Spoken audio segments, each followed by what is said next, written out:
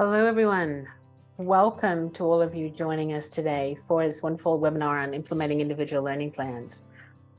The reason for this wonderful webinar is I have been very lucky to work with Kathleen Naglee as head of school at International School of Helsinki for the last couple of years, exploring how their school is really working so hard to help every child feel that they belong, to help that sense of inclusion that is more and more important as we move into the future. So I don't want to get in the way of their story. I want to leave it to Kathleen and the team. So I will back out now. Kathleen, please feel free to tell your wonderful story about how you have engaged so many. And we look forward to hearing the voices of your students as we go through. Thank you, Darlene, and hello to everyone out there who's joining this webinar. We're here in Helsinki, and I brought along some students with me, Jay, Ella, and Sophie, who will be answering some questions and talking later on. When I was asked to do this webinar, Darlene was asking me to maybe talk a little bit about our journey, about where we started and where we ended up. And I hope for those who are listening will understand that where we started and what we expected ended up being almost completely different to where we are now. And that's okay. And that's part of the story that we're going to be telling today. When I look back, for me, this journey began when I started as the head of school here in 2018. When I came to the International School of Helsinki, it was a school that had a good reputation for inclusionary practices, especially around learning support. It's an IB school, and the school was making good progress on many things. When I came in, it was time, however, for a relook at the strategic plan and a new look at possibly the mission and vision of the school. So I'm going to switch to some slides now, and I'll talk through some of this journey that we went on. So let me share my screen here. Okay. So I'm putting a title here in the beginning, and this is where we've kind of ended up, but wasn't where we started. We've ended up thinking about identity-centered learning through individualized learning plans. And that was a destination that was unknown to us in the beginning. So just a little bit about our school again. We have early years, age 4 to about 19, about 495 students.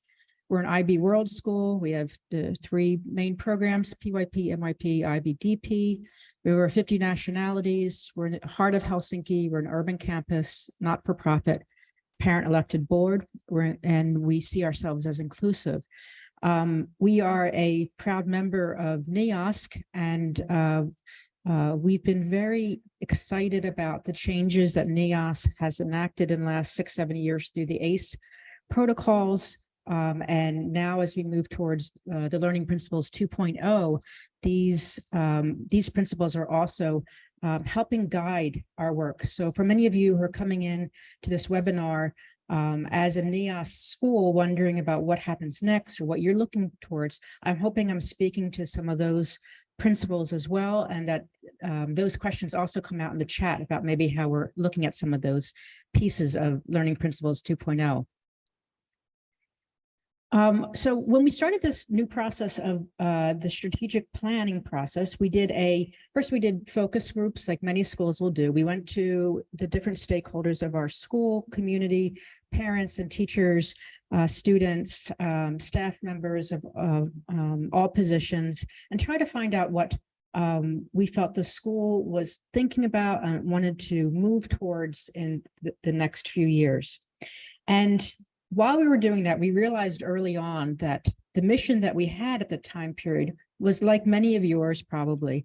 It was very wordy. It was a few sentences that absolutely nobody could quote when I came to the school. There wasn't a real commitment to the mission. And we played around with some of the themes that were coming out of those focus groups. And we ended up with 3 words. And the 3 words were inclusive, challenging, and engaged. And this became our mission. So we decided to scrap the old version and just focus on this. And even when I look back now, we didn't understand the power of some of the words of that mission if we were to do it right. And this is something that I speak to as a school leader, that the mission must guide everything that you're doing. And if you don't have this commitment to the mission, then it's really hard to make choices and decisions about where your school is going next. So the word that became really more prominent, and that's why on the screen I have it larger, was inclusive. And we realized that to do inclusive right meant that we had to think about all of our structures and processes and policies in a new light. While we were doing this, it helped us kind of solidify the reasons for school. And many of us are wondering these days, as school is changing in its nature, as to why do we have school? And with the onslaught of AI and many other things, we came back to our mission and vision, and we said, okay, what are we doing here? We said, we're here to empower and inspire one another to take thoughtful action. That was our vision statement. And if we were really doing that, what did that mean for our students, who I'll be speaking to later? So was this just going to be words on the wall, or was this really going to be something that was going to be important? And who are we? So we took the mission, we said, who are we? We are inclusive, challenging, engaged. And how do we do this? And this became a critical piece to us. The how became through what we call our catalysts. And we have 4 words that go along with that: well-being, autonomy, belonging, and connection, or connected learning. And that means connected to the real world. So when we were thinking through these lenses, and we're thinking through the issue of inclusive, then we're wondering about how we're doing everything possibly different in the school. And as our thinking evolved, we started thinking more towards what someone, I don't know if you know Shelley Moore, who is a UDL specialist and has written some really wonderful books on this topic, on the power of true inclusion. And she says that inclusive education, it's not more work, it's different work. And that's the key piece that we had to really think about through a new lens. Because if you're thinking of inclusion as being your learning support program, and that there's this separate piece where separate students are doing separate activities, then we're missing the key components of what this work is really about. And it meant that if we were going to think about individualizing our learning for everyone, then we had to do it differently for everyone. It wasn't going to be different just for the kids who might have been identified in the past with a learning plan. It meant that we had to look at many different aspects of an individual's life and the intersectionalities of their life to be able to handle this work. Okay. No. Trying to move my slides on. So working through the catalysts, we like I said, we had our 4 catalysts: well-being, autonomy, belonging, and connected. And to do inclusion and do individualized learning, then we were looking through these lenses. So for us, this played out with students, which we'll talk a little bit later about. One of the ways is how we did our advisory program different. And in our middle school, we have something called COTI. And in our diploma program, it's called Kota, and our lower school called Maya. These words come from the Finnish, have roots in the Finnish word for home. And to individualize, we needed to know each student very clearly. And to do that, we needed to have time and space to make that happen. So make sure that was authentically happening. So Koti, which means home in Finnish, first started off in our school a few years ago with one day a week for about 20 minutes. Students would meet with a teacher or a staff member, and they would be mixed age groups, and they would kind of have a check-in with this Koti advisor. Now we've moved this forward, and Koti happens every day, except during larger group kind of activities, where students are on a daily basis having someone say hello to them, checking in on them, wondering how they're doing, playing games, doing things that kind of help them think through their learning experience and helping reflect on who they are at any given moment. And when you're thinking about this for your own school, you might be thinking too now about what's the language that you're using in your community to leverage some of this work. So for us, like I said, it started out with this word inclusive in our mission statement. And this is a key component if you're moving forward to the sort of equity work that we're going to be talking about today. Do you have words now in your mission statement that you can kind of reach towards? Can you reach towards other levers like accreditation or other things that will help support you moving your school in a direction where the kids are known, they're not anonymous, they're given autonomy, that we're focusing on their well-being, we're trying to make the work relevant to who they are, and that we want to create a sense of belonging. So to do this, we're talking about centering how students develop understandings, deep understandings about who they are and who they will become. So the shift that has been happening over time with our school, especially like many of you were engaging in DEIJ work very seriously, is that we've switched from student-centered learning to identity-centered learning. And if you know Daniel Wickner, he leads some of these efforts around the world about what that means. And it's this recognition that only through one's identity are you able to really find true curiosity, true learning, and joy in the work that you do. We must tap into ourselves to then scaffold our learning for other purposes. And what I'm challenging all of you today in this webinar is to think that we need to go beyond some of the phrasing we've been using for a while in education, especially in IB schools. We need to go beyond internationalism, because it's beyond just saying, we know this in our diversity and equity work, that a school saying we have many nationalities doesn't mean that it feels like a place of belonging. That inquiry-based approaches are great, but how's that empowered by an individual's identity? Looking that differentiation is not good enough anymore for if we want to center a student's learning.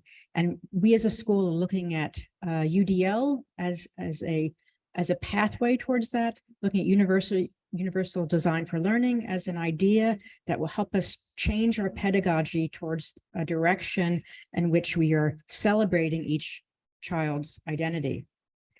Project-based assessment, again, being supersized to that the projects are relevant and meaningful to the world today.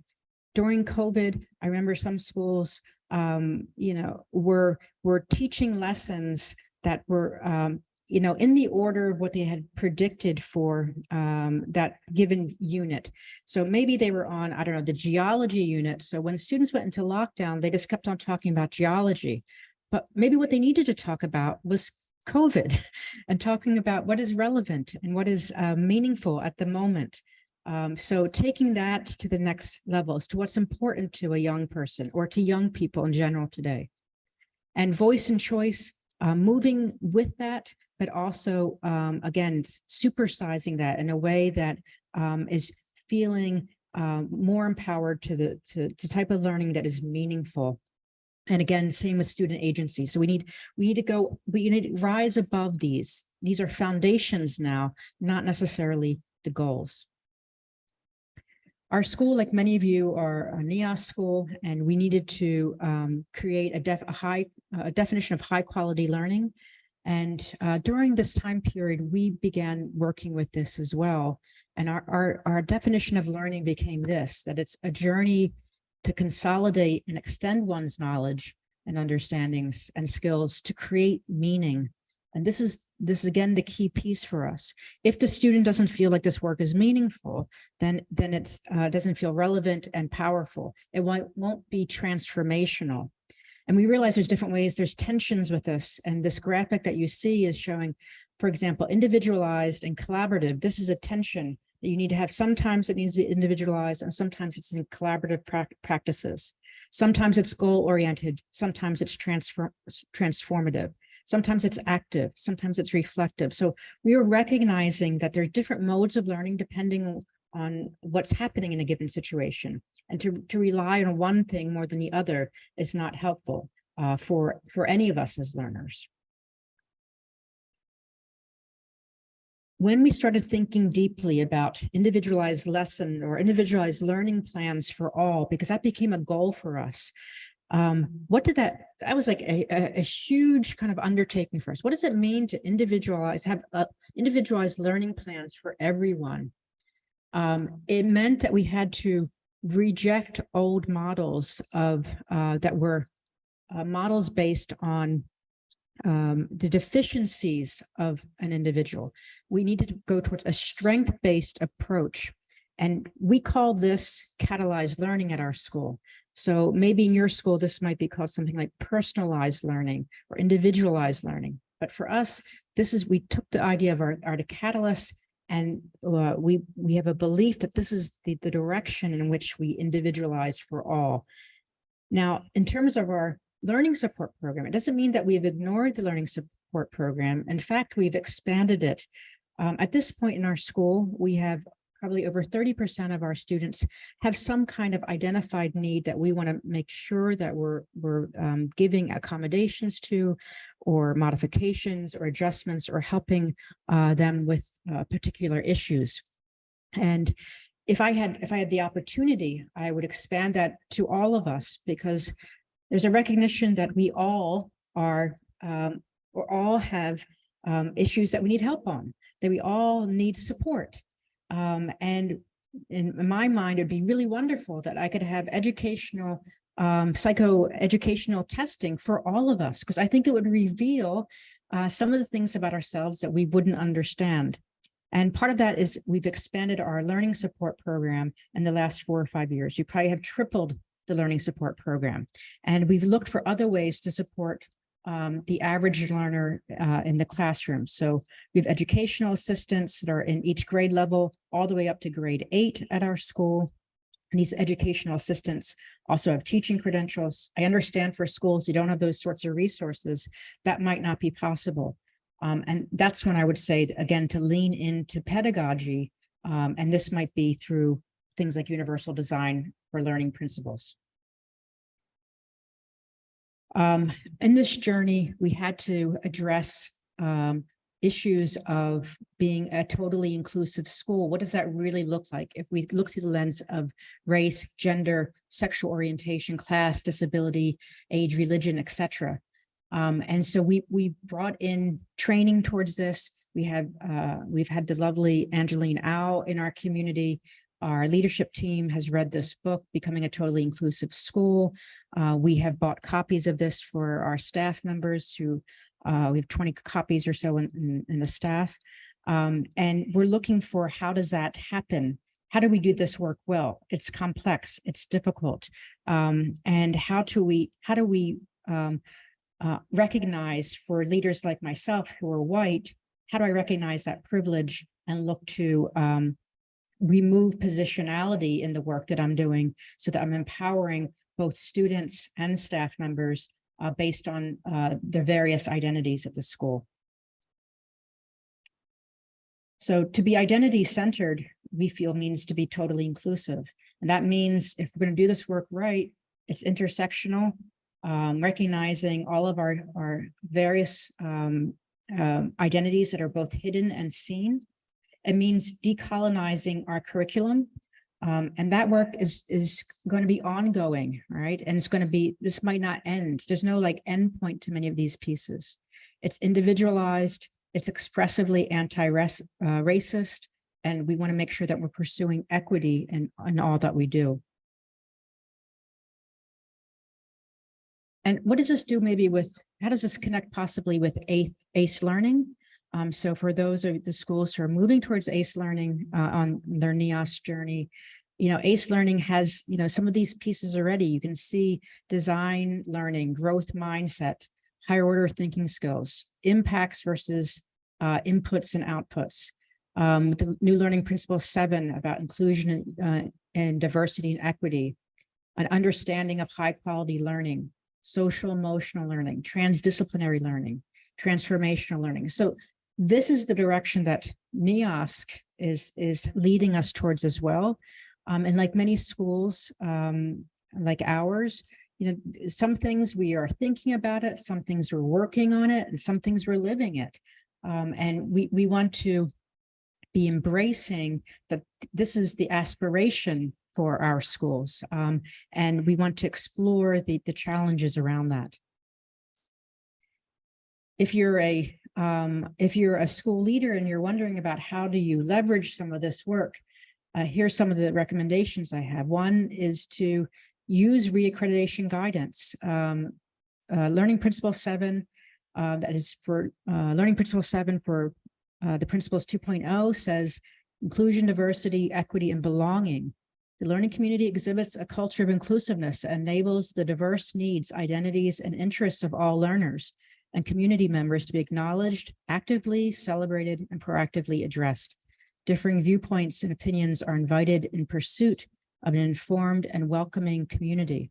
So this is what we've been attempting at IS Helsinki. And I know that many of you are attempting these things as well. And we don't necessarily have the right answers. These are just things that we are trying to work on as a school as we move forward. One of the things we've found that's been very powerful is this idea of pursuing belonging. For those schools that might be in a region where issues of diversity and equity are problematic or even criminalized in some areas, we're saying lean on this word, lean on the word belonging, because it feels at the moment, at least it feels more neutral than in other places. And we want to ensure that all kinds of people feel valued within a community. This is how we see it. In the meantime, we're working on a statement of belonging. We're also working on something called Project Belong, which I'll have the kids talk about in a minute. To me, this is something that it's a community can really kind of rally around. For many of us, again, who might be white educators, it's important to be able to understand how we might be treading into this work and not doing it very well. I highly recommend this book at the moment, The Price of Nice, How Good Intentions Maintain Educational Inequity by Dr. Angelina Castellano. And this work exposes that when we're pursuing work around equity and diversity, that we must not center whiteness as our goal. And it requires a different shift in thinking, and it requires a different understanding of what inclusivity means. And so, like I said, this work is complex, and we need to, for those of us who are white educators, we need to step up in our understanding. Again, a highly recommended text. One of the things we also recognize is that many of these issues we're talking about are about child safeguarding identities. So we want to make sure we're recognizing and addressing identity-based harm in schools. And that could be for those who may be LGBTQ, it could be for those who are a person of color, it could be a combination of intersectional issues, it could be those who are identifying as disabled. We want to find ways in which we are making sure our child protection policies are protecting our students. So if you're going for an inclusive mission, then you have to put some teeth behind it as to what is your accountability when it comes to this work. I'm going to skip through those. You might be asking for yourself now, what are some levers that are available for your school? And I'll tell you a couple examples here, and then I'm gonna have the kids, I'll stop my blathering and have the kids do some talking. So some of the things that we have been doing, which they'll discuss, is that we have been trying to elevate student leadership in authentic ways, and I'm going to let them tell that story. We do lessons that for example, that expose inequality and breach or look for understanding. We have a unit called in 8th grade, for example, called What is Normal, where students explore issues of neurodiversity. And we as a school in general are trying to flatten hierarchies. I've removed over time our siloed subject areas. So we don't have a math department, an English department anymore. We have removed those structures and we've created systems that are kind of like coaching, but we call them learning collaborators that are working to help facilitate dialogue and collaboration amongst colleagues to do this work well. So I'm going to get off my screen now, stop the share, and I'm going to now turn it over to my incredible students. So maybe the first question is, let's talk about the student leadership piece. So maybe I'll give the mic to you, Sophie, first, and maybe you can talk about the journey of where we started a couple of years ago with that. Hey, hello everybody, I'm Sophie again. So originally our first step with student leadership, as in where students stepped up to create their own group, was in 2020, right during the pandemic, with the rise in popularity for Black Lives Matter, where we had a couple of students in grade 11 in high school stepping up and saying they want to do more activism work within the school, raise more awareness, and do that directly as students instead of through teachers, do that with a collaboration with teachers. And a student leadership group was formed. It's called STAND, which stands for Students Together Against Discrimination. And it started off only with a couple of students and got progressively more known throughout the high school. And it has had a structure with 3 different groups, one that would focus more on communication, one that would focus on planning events that would raise awareness, and one that would focus on the branding aspect of things. And eventually, as more people joined, we revisited the structure about 1.5 to 2 years after the initial start of STAND. And we revisited the structure and looked at how can we make this even more inclusive, because we realized how student leadership and student activism doesn't only come to that activism part, but it comes to the social aspect of a student's life and advocating for student needs in their daily lives. And so we spread out as a group more, and we created committees that focus, of course, still on activism. STAND is ongoing, but we now have a committee that focuses on social events, and which links directly to well-being of students. And further, we have created a communications group to make the communication between students, student leaders, and staff more clear and more efficient. But generally, what we have learned throughout the past 3 years of doing this work is that it's really important to have that collaboration between students and teachers, but also opening up the space for students to be able to say to staff and teachers as to what they need or what they want. It's been an incredible journey, and it's still going on. Just recently, we have again revisited the structure, and next year will be a little bit different. It's an ongoing process, but it's a very crucial process to a student's life. Thanks, Sophie. And I'm wondering from Ella, you came from another school. What was the difference of what might have been a traditional student council kind of format compared to what maybe you've been experiencing here? Hi, I'm Ella again. So at my old school, there was this student presidents, so student presidents in different grades, and they were nominated by students, and this one thing came up every single year: to fix the vending machine. And it was that one centered thing that everyone wanted to focus on. All the students were on it. They really wanted the new vending machine since it was broken. So this idea of student voice really was focused on that one thing instead of focusing on what really mattered, like inclusivity. And here at ISH, we really focus on different aspects of all that, what we need as a school community, as students, and as staff as well. Thanks. And Jay, maybe you can talk about what you see as the future of this and maybe where we can go as a school as we're moving forward with the way that student leadership may help empower students to be their best selves. So hello, I'm Jay. And oh, that's a good question. I think we always look towards the future. We always envision things. We always like to set kind of lofty goals and work towards them. And we also reflect once in a while about different things. Right now, as Sophie mentioned, we're trying to move beyond kind of traditional models of leadership and traditional models of, I mean, we call it service learning, but we don't really like the term service learning because it kind of implies that, I guess, service is something that you don't want to do, but you kind of have to do. So instead, we're trying to make things very student-led.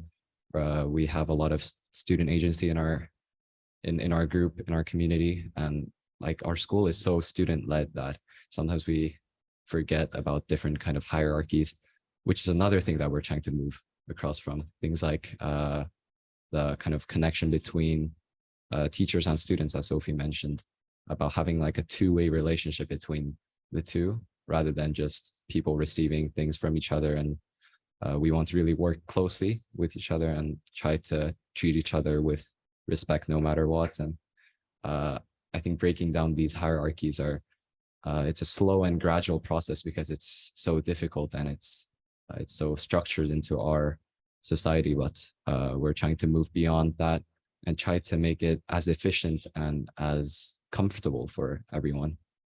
Another thing that has been coming up a bit recently is something about gender dynamics, which is I've been talking with some of the people in the Student Voice Commission about a lot of the times how there's like a lack of male students.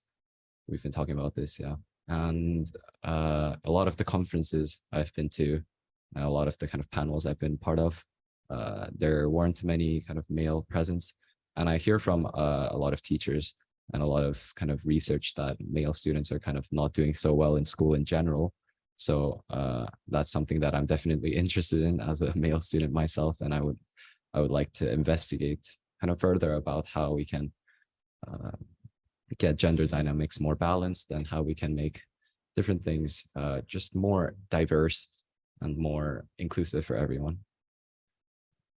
Thanks, Jay. I'm wondering if one of you would want to talk about some of the specific work around marginalized communities at the school. One of you would want to talk about some of like the listening circle work that's been happening at the school. Sophie. So with the listening circles, those are weekly or bi-weekly meetings that happen. Right now we have the LGBT listening circle and the BIPOC listening circle. So members of those communities meet weekly or bi-weekly, and it's just a safe space to kind of open up for either conversation or even for planning events to raise awareness about something. And now and then those listening circles are open to everyone, so it's also a learning opportunity for people outside of those groups. But originally they actually started with just being an activity at an event that was a student leadership event. It was a whole day event, and it was one of the activities. We opened up about 6. There was neurodivergency, LGBT, BIPOC, political situations that were happening in the world at that time. And we got really positive feedback, and it was something that we decided to continue doing, because we realized that as much as we can use our voice and spread awareness, sometimes we need smaller meetings, smaller communities to give voice to also those who maybe aren't as comfortable to speak like us 3 here right now, or just generally speak in front of a lot of people. So by creating those small listening circles, we have about maybe 7 to 15 in each of them. More students show up, and more students have the opportunity to speak, and we create that kind of safe place for everybody who is interested. And it helps us create connection, and it helps us also notice things that maybe individually we wouldn't notice, especially since it's across grades. So we're hoping to perhaps introduce maybe more listening circles that cover more topics, but they have been a really, really important part of our student lives now for about a year. Thanks, Sophie. And some of the things that we've also done is that The students have at times led professional development for our staff on topics. The students did a workshop on pronouns a year or so ago for our staff members. And we want to look again for having connections with them that are powerful. Would one of you maybe talk about a COTI experience or your just general experience with COTI? I don't know if any of you have like a really strong COTI story you'd like to share. Yeah. So one of my favorite things in the world in general is kind of competition. I'm a quite competitive person and I love having kind of community spirit, and COTI is just a wonderful way to just have people that you can talk to on a daily basis, and you can kind of get to know each other really well. And it's also outside of just our grade level. So we're a fairly small school. So it's really easy to get to know everyone. And I love that aspect of our community. Thanks. Thinking about like your daily life in your classrooms, maybe I'll turn to Ella. Is there been a maybe an activity or an assignment or summative that have worked on the past couple of years where you were able to really find your own voice in it, something that was meaningful and powerful for you, something an example possibly you could share of something that was a really great unit or a really great topic for you? So we had this big project called the Community Project at my old school, and it was a moment for us as a community to kind of come together and think about different ways to help and give service to the community. And we had to think of a different topic to do and a project that we had to do with our small group. So I was really able to find my voice by having this small project of creating a book, a small children's book in different languages. And we did that as a community, and I was really able to show my creativity as well as language ability to help the community and really show what maybe inclusivity as a community as well as a school community is.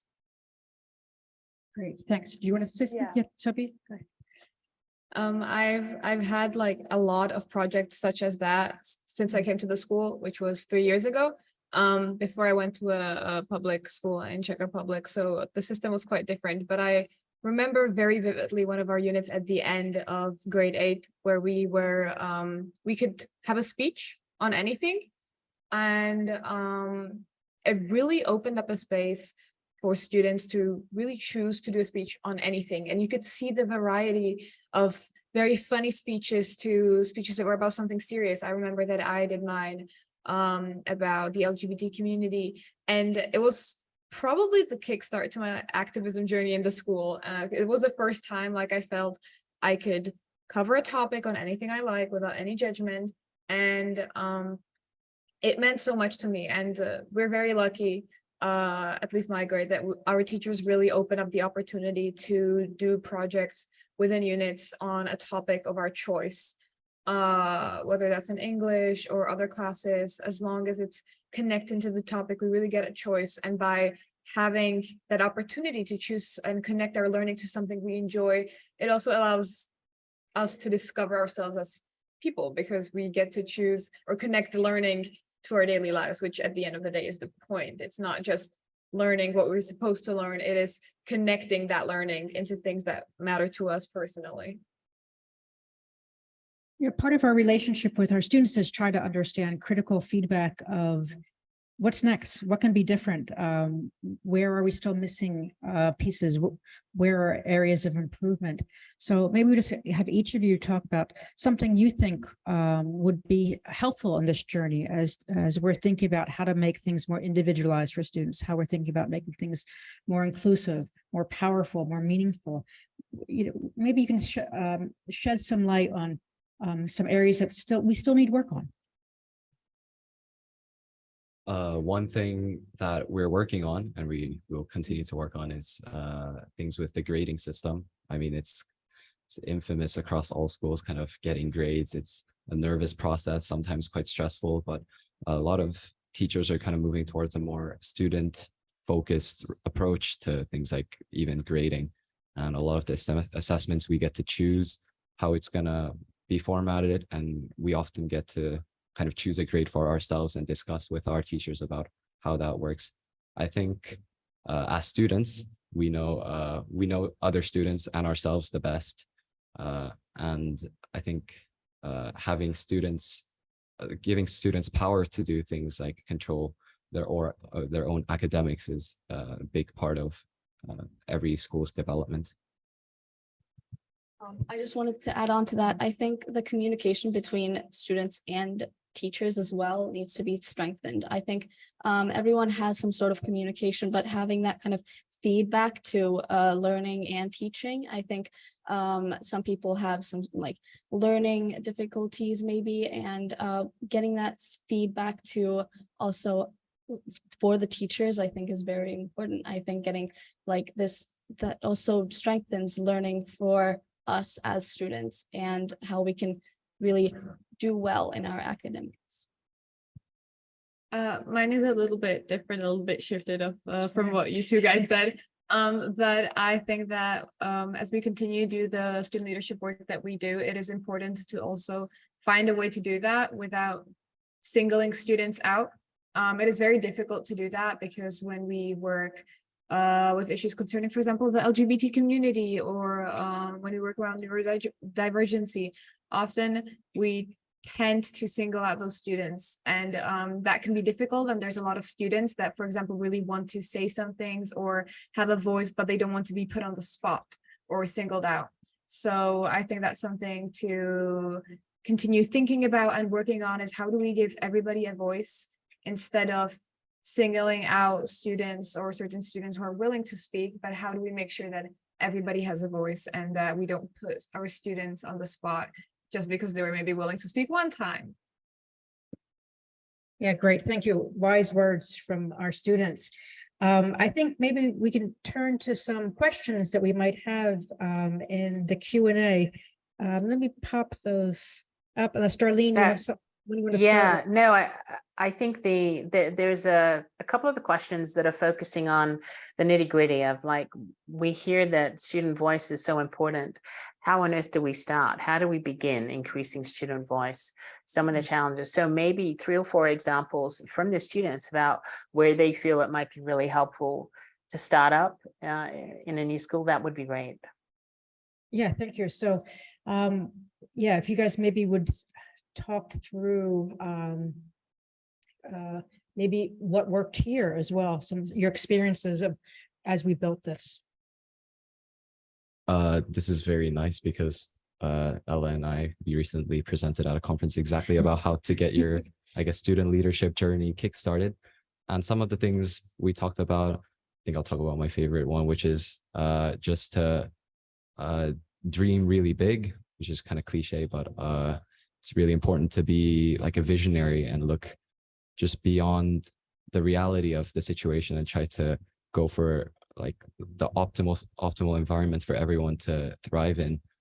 And one way we did that was, I remember, I think 3 years ago, in our very first student voice commission retreat, we did an activity where we kind of imagined kind of future newspaper headlines regarding our school, which was a very kind of wholesome activity where we were discussing about how famous our school is going to be in 10 years or something. And looking back at those now, a lot of those things that we almost kind of half jokingly said are coming true, and we've actually worked really hard to be where we are now. And I think it's a really good opportunity to set some lofty goals, and when you reach them, you can look back and feel really proud, and we can appreciate what we did.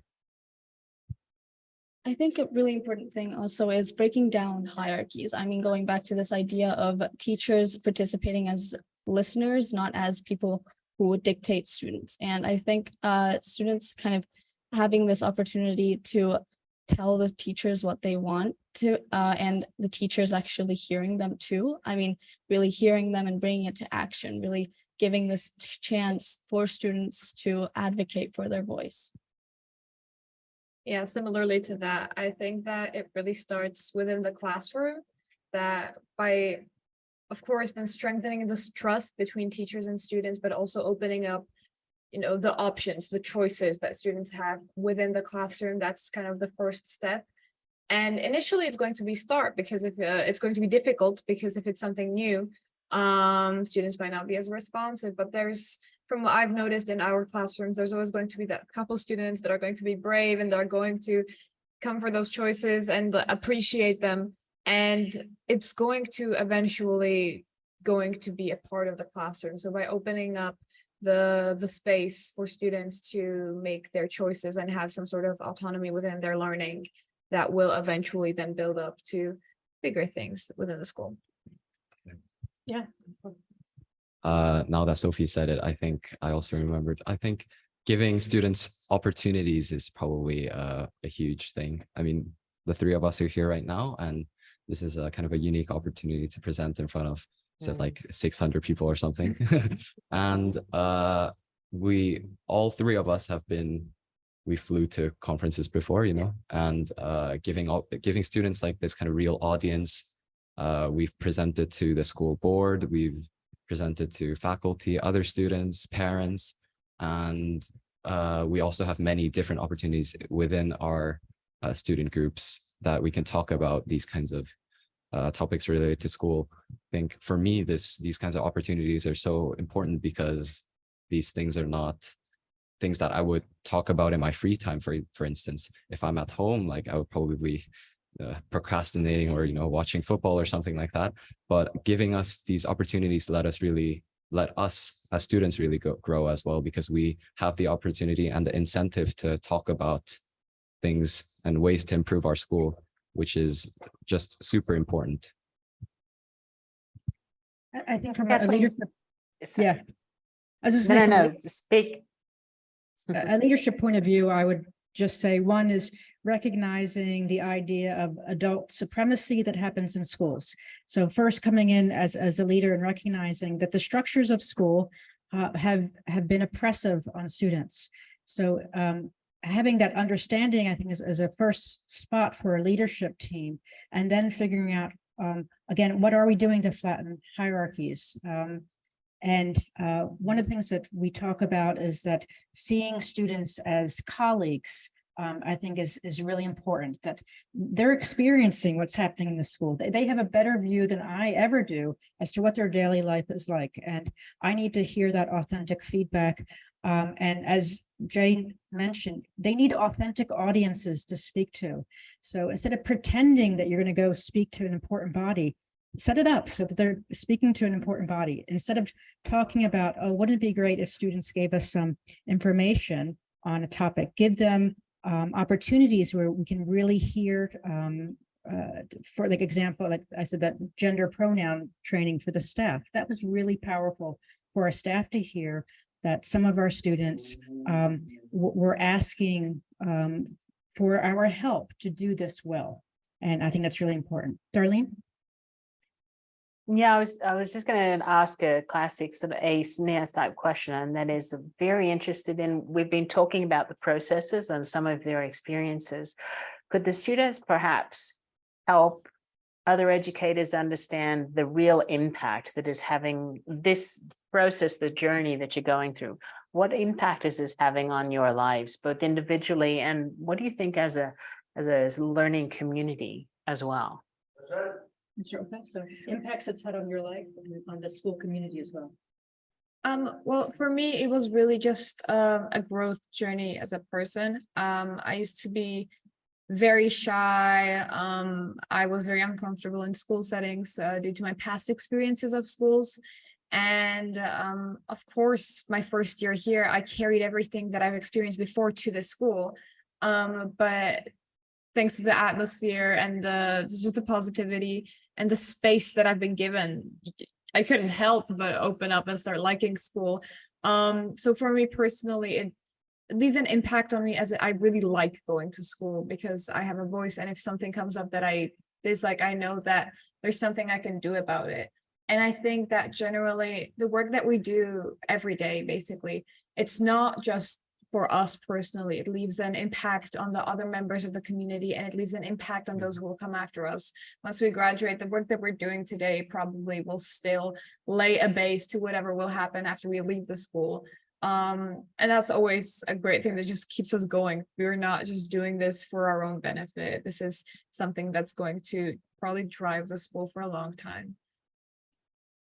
Yeah, absolutely. I think also like having this, again, going back to voice and really being able to develop leadership skills in general, I feel like that's such an important skill in everyday life, having those different experiences like this one to really like learn how to communicate, learn how to use these important words, and also being able to really talk about what our life feels like at our school and having this sense of presentation skills. And I think really developing that is also like been very impactful.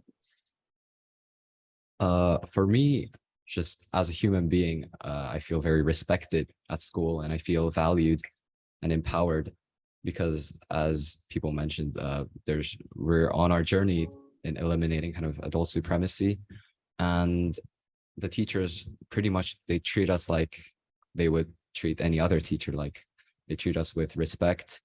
They acknowledge that our time is very valuable as an adult's time would be, and they always treat us nicely with food as well. I love food.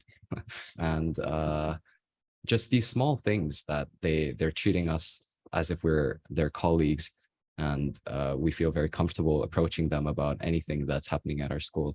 So I think that's really what's shaping our community and making it a really healthy environment, because everyone, no matter if they're a student or faculty, they all feel very respected and very safe at school. Terrific, thank you. Other questions, Darlene?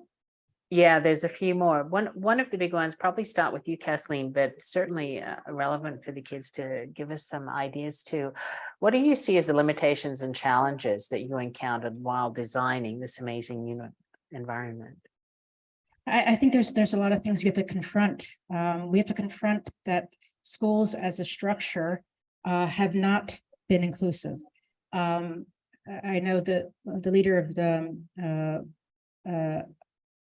Jeff Bradley often talks about Todd Rose's work about the end of average. We've approached school as if everyone was this average student, and we created assessments and tools and processes and things that were focusing on the average student, but there is no average student.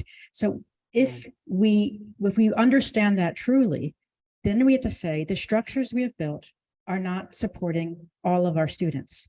And that's a hard mirror to look at the end of the day. That says to me, someone who I've been in schooling now for 30 years, I got to look back on some of my past practices and say, I was not supporting my students in a way that was best serving their needs. I wasn't leading in a way that was truly emphasizing the things we're talking about. So there has to be a confrontation. We have to be uncomfortable with the fact that many of the processes of schools have been oppressive. The inequality, the colonization of curriculum, the marginalization of so many members of our students. We must face that. And to face that means we have to then say, okay, not only do I face it, not only do I understand it, but now I have to try and change it. And we don't necessarily have the right path in front of us. And trying to figure out this path, we now realize has to be co-created with the students. And that may be what was the big takeaway. We were thinking in the beginning about individualized learning plans for all in a way that maybe felt very formal or like an IEP or ILP. Now we're saying, oh, wait a second, we need to work with them to create this environment where this can be achieved, or this can happen, or these feelings can be expressed. That's upturning the way we think of a school. And we have to challenge the norms of school if we're going to do this work well. And I'm probably a radical when it comes to education, but to me, it's this dismantling of old processes are crucial if we're going to make any headway towards equity in our school environments.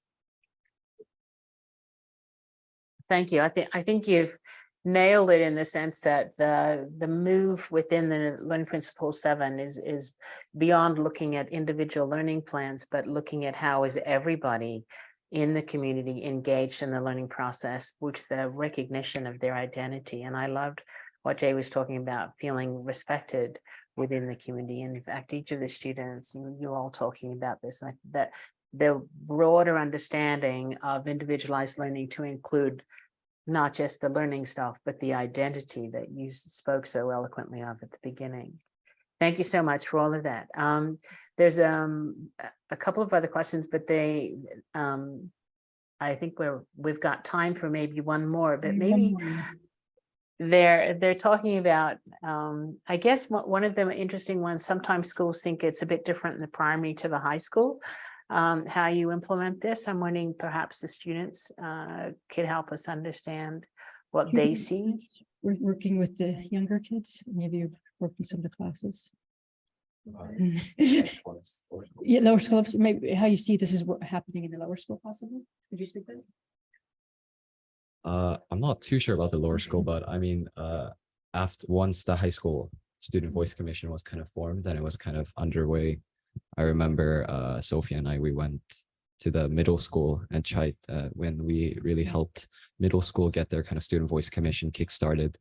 And now the middle school has their own kind of student voice commission group that is thriving, and they organize many events that I found very interesting and very fun. I think the lower school is also on its way of obviously it's very different having it with high school kids and lower school kids, but the lower school kids are also, I heard they are forming a group that's somewhat similar to the student voice commission, I think within the lower school, obviously considering the age of the students, etc., it's really more so implemented within the units, especially within inquiry units. But for example, recently we have had a food fair, which we have finally been able to bring back after many years of COVID. And the lower school has participated and organized away with obviously the help of teachers, an event that the support and the money that we raised there went to the Baltic Sea Fund. And they're definitely doing work. Obviously it's done differently, but they are doing work such as this one. I'm sure that the performance by the lower school is very cute for all of us to watch. And it's also important work they're doing, and it's laying a base for the more work and opportunities that they will get throughout the middle school and high school if they continue at ISH.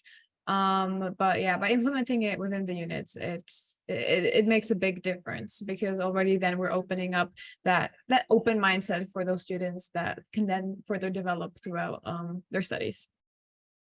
Yeah. I also want to add that we've also done a lot of work decolonizing lower school curriculums.